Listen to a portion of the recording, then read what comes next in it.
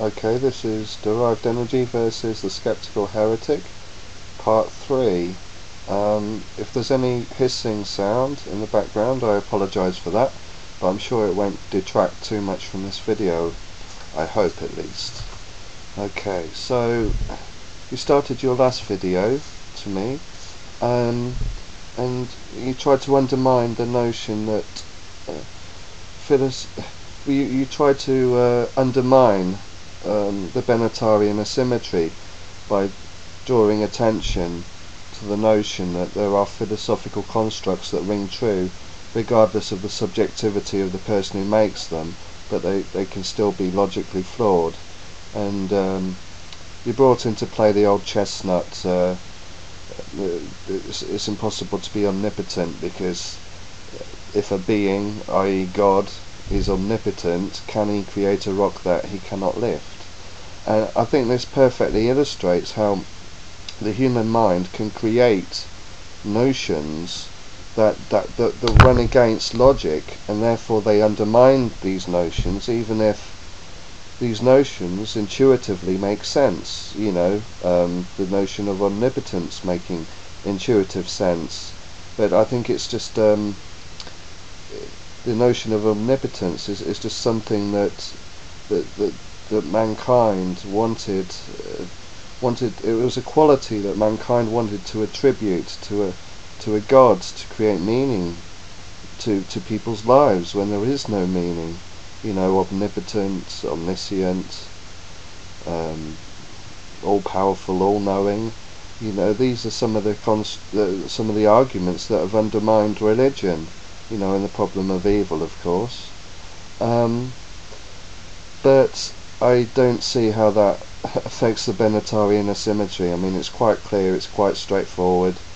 If you don't come into existence, there's nobody who can be deprived of any pleasant mental experiences, and there's nobody who's exposed to harm or suffering, pain or death. I mean, it's clear cut.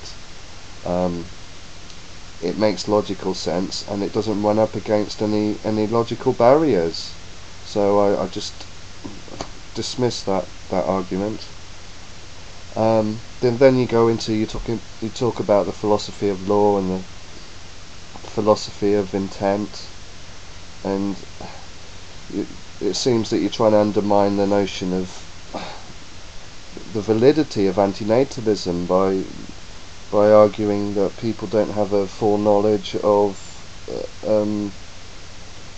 what will happen to their child after they bring a child into existence. But they do have foreknowledge. They do have foreknowledge. They know that their child's going to die, first of all, and dying is an unpleasant experience. I've never heard anybody express a view that they actually enjoy dying, and you know that if you have a child, then they're going to experience at least some pain and suffering.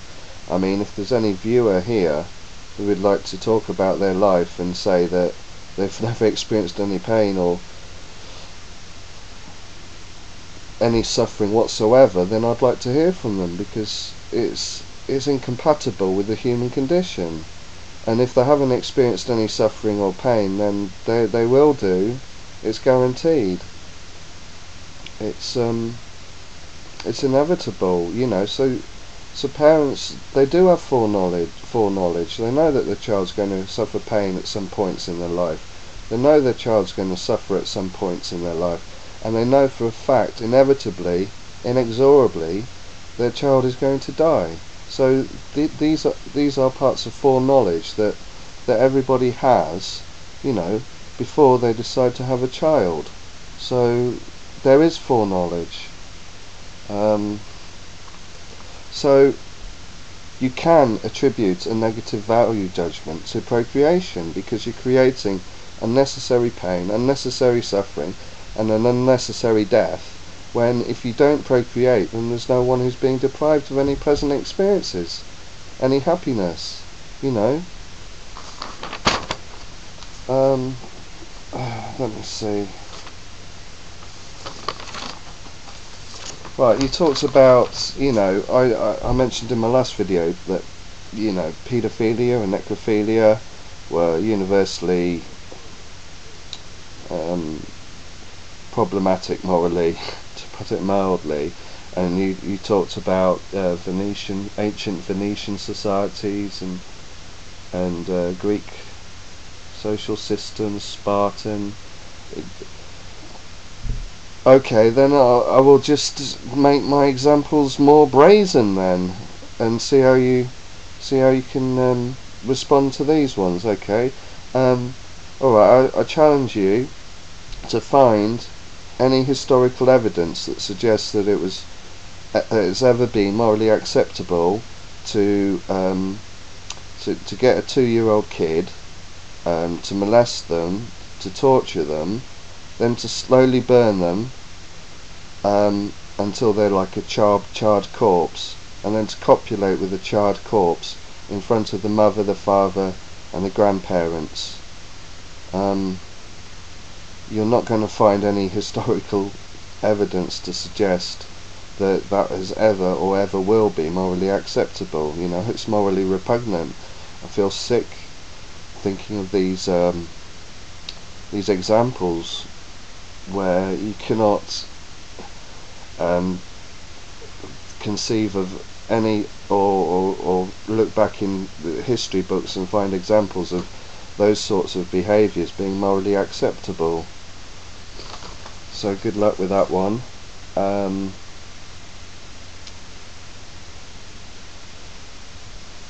Then you talk about the thought experiment in my video, the Zargag needs your help, and first of all, you said it's not an interesting question, but I would retort, no, it is an interesting question. It gets right to the heart of the argument and to the Benatarian asymmetry. Our sentience is pointless, it's meaningless. If you don't bring anybody into existence, then there's no one who can be deprived. It's not a bad thing. It doesn't have any negative effects. No one's missing out. But we do have a moral responsibility to not bring unnecessary pain and suffering into the world. And you said it's a matter of subjective stance. Well, everything is everything involving morality is a matter of subjective stance, because, as I said in my last video, there's no such thing as objective morality.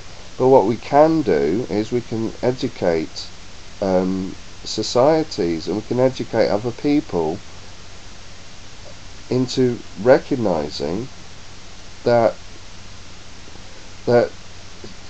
if you were born, then you're going to be harmed, and you're going to be exposed to suffering, and you're going to die. And it's all gratuitous.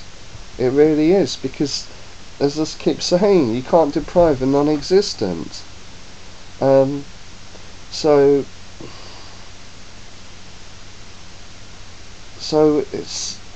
it's although it's subjective whether you should act upon that knowledge, the implications of bringing children into the world is objective, because you're going to add to the amount of pain and suffering that there is in the world, and you're facilitating another person's death when there's no cause to do so, and all your motivations for doing so were based on your own primordial selfish need to be a parent.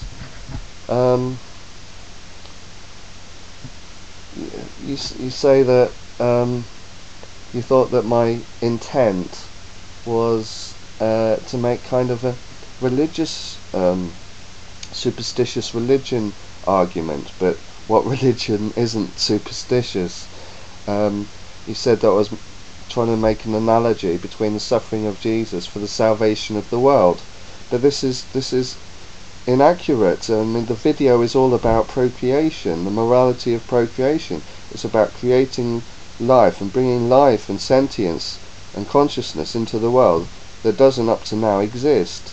So when God reportedly came down to earth there were already people who existed. So his suffering had like a negative utilitarian benefit on people who already existed. But in the Zargard video, there is nobody there on that planet who exists. It's a clean slate. So it's not a religious argument. It's not an analogy between Jesus suffering for the benefit of many. It's just a simple matter of is logically is there any value in bringing people into the world who don't exist for their own sake? And clearly that isn't, and that's why everybody I've encountered, apart from you and one other person, has said that they wouldn't bring that little boy into existence. You said it's silly because it evokes the notion of a god. It's contrived, obviously, but the main principles of procreation come through in that video. You know, it's clear, and it's a clear dichotomy. And when you say you would bring those people into existence, it's interesting to note how you actually word your response. You said is it worth it to have a planet entirely populated with happy people because of one suffering monster and one suffering individual? Now, the suffering monster, Freddy Krueger, I never said in that video that he was suffering. I mean, he's happy as a pig in mud, you know, because he gets to torture and murder a little boy. You know, it's all about that little poor child. And it's interesting to note you describe him as an individual. Just as you're leading up to answering the question, you describe him as an individual. So you kind of dehumanize him. Because I like to pay attention to the use of language when people are discussing philosophy also, you see. And if you didn't see a basic symmetry, a fundamental symmetry between the absence and presence of pleasure, and the absence of pleasure and the absence and pleasure and presence of pain, then you would have no. It would just be easy for you to make a decision. Yep, definitely. You know, let's have 7 billion ecstatically happy people. I mean, it wouldn't even enter your mind that you should think through it. But the fact of the matter is that video perfectly illustrates the asymmetry between bringing people into existence for their own sake. You know, you're harming them. If you do so, if they experience harm, you're harming them. And it could have been 7 million, it could have been 7 billion, it could have been 700 trillion happily ecstatically happy people. It wouldn't have made any difference whatsoever. Excuse me.